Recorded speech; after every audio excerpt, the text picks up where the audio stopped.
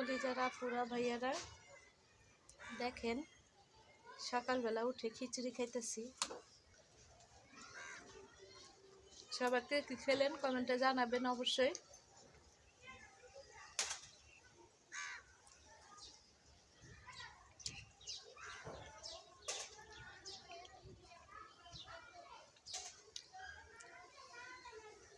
বাড়ির পরিবেশ খোলামেলা।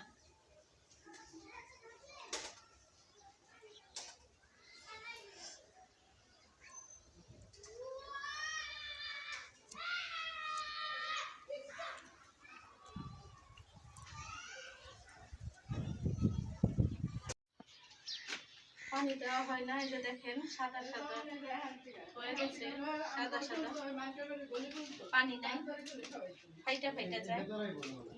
পানি দিতে হয় প্রতিদিনই, আমি দেই না।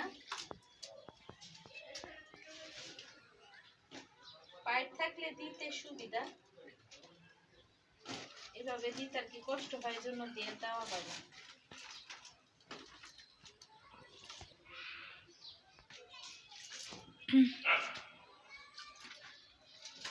যে সাদা সাদা হয়ে গেছে শুকিয়ে,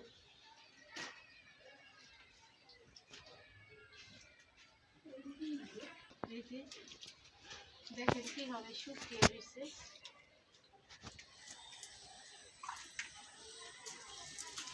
ফাইটা ফাইটা না পুইরা যায়।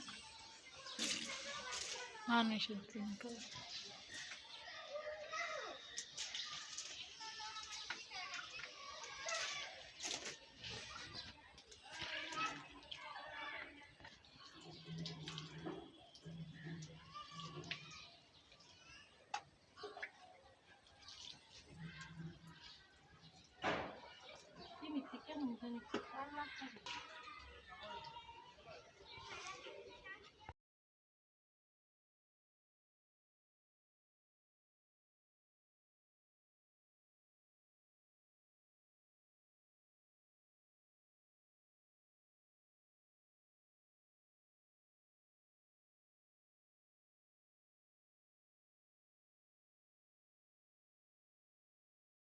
কলিজারা পুরা ভাইয়ারা, দুপুরবেলা কারেন্টটা চলে গেছে, কেমন লাগে। আমি মাটিতে বসে ভাত খাইতেছি। তো আজকে নিয়েছি করলা আলু ভাজি, মুরগি দিয়ে পাতাকপি রান্না করছি, আর মাছের তেল বা পেটা ঢাকায় বাসার মানুষ আর কি এই খাওয়ানটা অতি বিখ্যাত। আর এই যে কালকে টমেটোর খাট্টা রান্না ছিল, সেগুলো নিয়ে বসছি খেতে। ভাবলাম আপনাদের সাথে শেয়ার করি। অনেকজনে খাওয়ার ভিডিও দেখতে পছন্দ করেন, তাই একটু করা আর কি। কলিজারা পুরা ভাইয়ারা কে কি দেখছিলেন, আজকে কে কি রান্না করছেন কমেন্টে অবশ্যই জানাবেন। এখানে নিয়েছি বোম্বাই মরিচ। বোম্বাই মরিচ দিয়ে করলা ভাজি খেতে খুব মজা লাগে।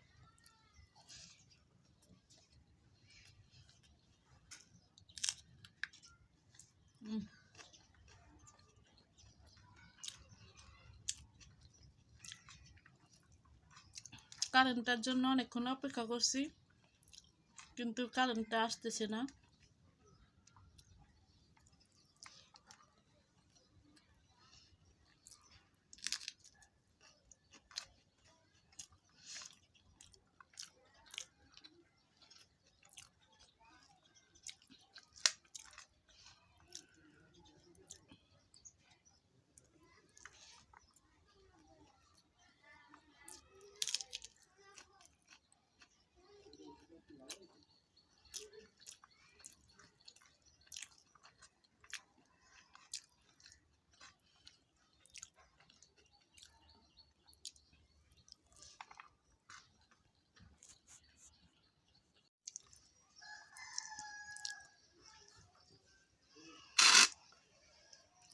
এখন খাবো কফি দিয়ে, করলা ভাজি খাওয়া শেষ। দেখি খেয়ে কিরকম হয়েছে।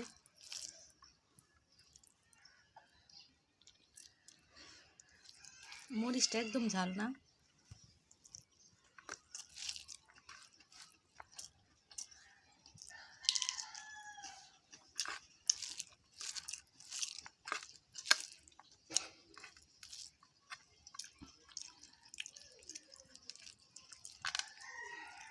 ফুই দিয়ে তরকারি রানলে যেরকম হয় আর কি, মিষ্টি মিষ্টি, ভালোই মাশাআল্লাহ।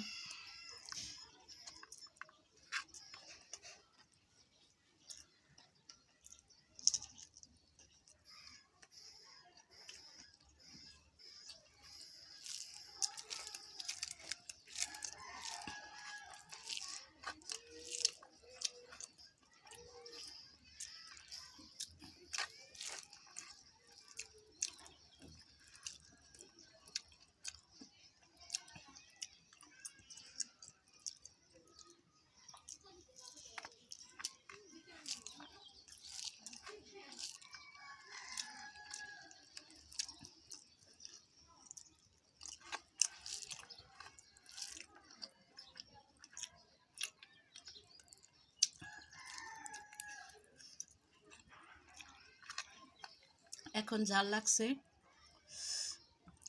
তরকারির মধ্যে কাঁচামরিচ দিয়েছি, সেগুলো ডলে ডলে খাওয়াতে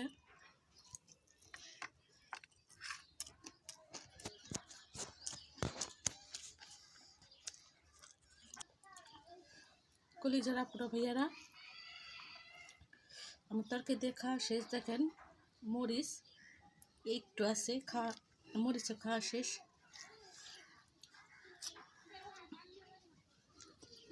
এখন এই তরকারি নেব।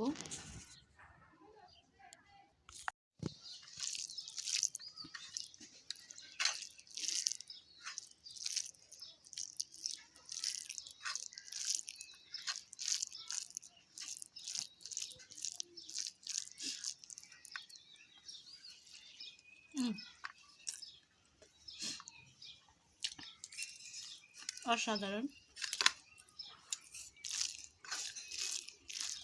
একটা তরকারি।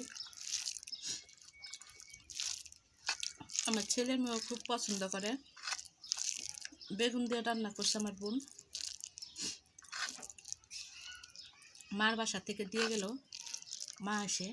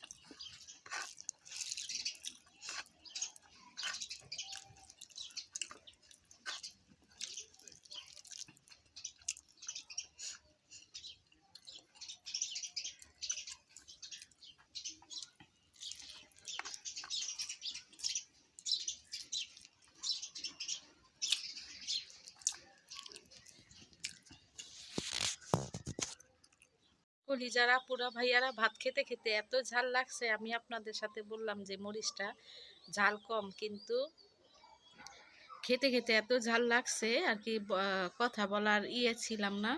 অনেক ঝাল, খেয়ে শেষ করলাম। আর খাইতে বসে দেখলাম দুইবার করে কারেন্ট এসে আবার চলে গেল। তো সব কিছু বন্ধ করে বাহিরে বসে রইলাম। আর ঝালের চোটে দেখেন আমার ঠোঁটগুলো শুদ্ধা লাল হয়ে গেছে, এত ঝাল বোম্বাই মরিচটা। তারপরে আমি খেলাম পুরো ভাত, ভালোই লাগলো। ঝাল ঝাল খেলে অসুস্থর মুখে অনেক ভালো লাগে। তো সবাই কে কে ঝাল খেতে আমার মতন পছন্দ করেন কমেন্টে অবশ্যই জানাবেন। আর ভিডিওটি ভালো লাগলে আমার সাথে থাকবেন, চ্যানেলটি সাবস্ক্রাইব করে বোনের পাশে। কলিজার আপুরা, এই তো কারেন্ট আসলো মাত্র। তো 3-4 বার করে করে কারেন্ট চলে যাইতেছে, কথা বলতে পারতেছি না। এই যে কারেন্ট আসলো। আর ঝালে আমি এখনো কথা বলতে পারতেছি না। আপনাদের সাথে একটু কথা বলার ছিল, কথা বলতাম আর কি। কে কে জানেন যে কোনো মাজার বা কোনো কিছু, যেমন বলতে দরবার শরীফ, সবাই শুনছেন হয়তো। ফরিদপুরে একটা দরবার শরীফ আছে, তো সেটা আমি গেছিলাম। আমার ছেলের মান্তি। কলিজারা পুরা খারাপ দৃষ্টিতে দেখবেন না, আমার একটু হয়তো সর্দি লাগবে, নাক মুখ কামড়াইতেছে, কথা বলতে পারতেছি না, আবার ঝালের চোটও এমন হইতে পারে। তো আমার ছেলের ছোটোকালে একটা মান্তি ছিল দরবার শরীফ, সেখানে নিয়ে গেছি কিছুদিন আগে, মাস 3 আগে। তো অনেক ভালো, যে যেটা মানে আর কি। আমার ছেলের মান্তি ছিল বিদায় আমার জামাই নাই, সবাই জানেন, যারা পুরান সাবস্ক্রাইবার আছেন তারা জানেন আপনার ভাইয়া বাহিরে থাকে। তো কে নিয়ে যাবে? তো আমাদের এখান থেকে গাড়ি যায় 3 মাস পর পর, সবাই যারা এখানের মুরিদ আছে তারা যায়, তাদের সাথে গেছিলাম পরিচিত। তো ছেলেরা এক জায়গায়, মেয়েরা এক জায়গায়, যারা গেছেন সেখানে জানেন কি অবস্থা আর কি। ছেলেরা আলাদা থাকে, মেয়েরা আলাদা থাকে। তা ছেলে বড় হলে 9 বছর হলে আর একসাথে মেয়েদের সাথে থাকা যায় না, তো ছেলেকে আলাদা রাখছি। আমার ছেলের বয়স 16 পার হয়ে 17তে পড়ছে, 4 মাস হলো, 4 মাস না 3 মাস হলো। তো ছেলের মান্তিটা শোধ করলাম, গেছি। মান্তি কি খালি যায়, তার বাবা মানত করছিল তাকে নিয়ে আর কি সেখান থেকে ঘুরে আসবে, আর কোনো কিছু মানত নাই। তাই গেছি সেখানে। পদ্মা সেতু পার হয়ে যেতে হয় ফরিদপুর চন্দ্রপুরি দরবার শরীফ, সেখানে গেছি। আবহাওয়া পরিবেশ অনেকটাই ভালো। নামাজ রোজা তরিকা নিতে বলে, যারা যায় আর কি নিজের ইচ্ছায় তরিকা নেয়, যাদের ইচ্ছা নেয়, যাদের ইচ্ছা নেয় না। তো আমার ইচ্ছা নাই তরিকা নেওয়ার, আমি আল্লাহকে মানি, আল্লাহ যা চাইবে ভালোর জন্যই। তো কিছুটা বলছিলাম আর কি, ছেলেকে মান্তি শোধ করার আসার পরে অনেক ঘরে সবাই অসুস্থ, ভাবলাম যে আমি তরিকা নেই বলে হয়তো এমন হয়েছে। তো মনে মনে চিন্তা করলাম যে আল্লাহকে ছাড়া কোনো কিছু মানা ঠিক না। আর যারা মানেন হয়তো তাদের কোনো একটা কিছু থাকতে পারে, যে কি বলে মানেন তারাই জানেন, আমি জানি না। কিন্তু কারা তরিকা নিছেন বা তরিকা সম্বন্ধে জানেন, এই বিষয়ে আমাকে একটু জানলে সবাই কমেন্টে জানাবেন, আমার অনেক জানার ইচ্ছা। আর তরিকা নিলে কি দয়াল বাবার কাছে যেতে হবে? আমি চাই না কোনো দয়াল বাবার কাছে চাইতে, যা দেওয়ার আল্লাহ দেবে। দয়াল বাবাকেও আল্লাহ সৃষ্টি করছে। তো এইটাই আর কি বলার ছিল। কেউ যদি জানেন আর কি তরিকা নেওয়া কি, আমি এই মাসে আবার 13 তারিখে যাওয়ার কথা ছিল, সবাই এখান থেকে যাবে, আমি যাইতে চাইছিলাম, কিন্তু তরিকা নেওয়ার কারণে আর যাব না, যে তরিকা নিতে হয়। তো যাব একদিন, আপনার ভাইয়া কোনো দিন যদি আসে বাহির থেকে, মেয়েকে নিয়ে একটু ঘুরে আসবো। কিন্তু তরিকা কারো কাছে জিম্মাদার হব না, এক আল্লাহর ছাড়া। আল্লাহ সৃষ্টি করছে, আল্লাহ যা বলবে তাই। তো আমার কথার মধ্যে যদি কোনো ভুল ত্রুটি থেকে থাকে প্লিজ ক্ষমার দৃষ্টিতে দেখবেন। কথাগুলো মনোযোগ দিয়ে শুনবেন, প্রথম থেকে শুনলে কথাটুকু বুঝতে পারবেন। আর কি করলে ভালো হবে জানলে জানাবেন। আর চাইনি বলে কি কোনো কিছু হবে নাকি, বা তরিকা নেওয়া কতটুকু ভালো, কে নিয়েছেন, কে নেন নেই, কে কি সম্বন্ধে জানেন অবশ্যই জানাবেন। তো আজকের মতন আল্লাহ হাফেজ, সবাই ভালো থাকবেন, সুস্থ থাকবেন, বেশি বেশি লাইক কমেন্ট শেয়ার করে বোনের পাশে থাকবেন। আমি আপনাদের থাকার চেষ্টা করব, আপনাদের পাশে ইনশাল্লাহ সবসময় থাকবো। আর সবার কাছে একটা অনুরোধ রইল, ভিডিওটি দেখে লাইক কমেন্ট করবেন। আর ভিডিওটা যদি একটু হলেও ভালো লাগে চ্যানেলটা সাবস্ক্রাইব করে দিবেন। লাইক না করে অবশ্যই যাবেন না, ভালো লাগলেই করবেন, আমি জোর করে বলতেছি না যে করার জন্য। আর কেউ সাবস্ক্রাইব করে আবার উঠিয়ে নেবেন না, এটা একটা ভালো ম্যানেজ দেখা যায় না, ভালো দেখি না। আমি যাদেরকে সাবস্ক্রাইব করছি এখন পর্যন্ত কোনো দিন সাবস্ক্রাইব উঠাইনি, তো এই অভ্যাস ভালো না।